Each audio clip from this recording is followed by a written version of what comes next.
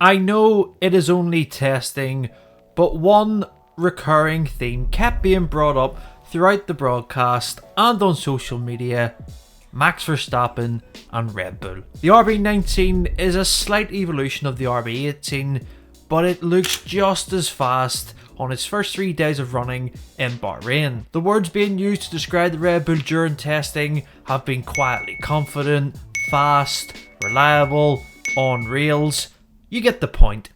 They look like they are clear favourites heading into the opening round of the season next week. And the scary thing about it, they haven't even attempted a fast lap, which is always a good sign. So who knows what the RB19 is capable of in a qualifying situation with Verstappen behind the wheel. He topped day one in both sessions with solid runs on race tyres, and then passed the car over to his teammate Sergio Perez, who looked comfortable when working through his testing program. Yes, Ferrari have looked fast as well and haven't suffered any issues throughout testing, and it looks like they'll be the closest challenger to Red Bull in the early part of this season. Mercedes have a better car than the 2022 W13, but they have suffered a number of issues over the 3 days of testing, which included a hydraulic failure for George Russell near the end of day 2, which lost them valuable running time for their race simulations. The pecking order looks to be the same as it was in terms of the top 3 compared to 2022. The key though that I've noticed for Red Bull is the subtle but new changes to their car in terms of the side pods and floor design. The floor changes came in with the regulations, and it is particularly noticeable when you see the floor edge on the RB19 compared to the RB18.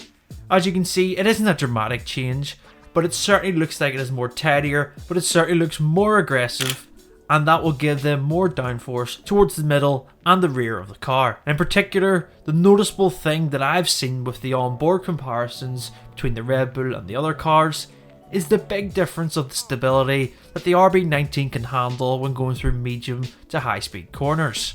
I know fans of other teams don't like hearing this news, but it certainly seems like Adrian Newey's genius, along with his team, they have managed to make the highly successful RB18 even better with the RB19.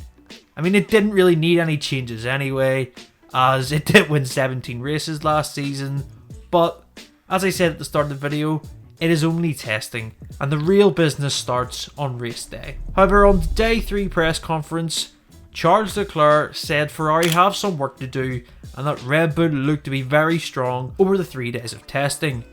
Max Verstappen said that there were quite a few differences compared to last year's car, but overall it's a definite improvement.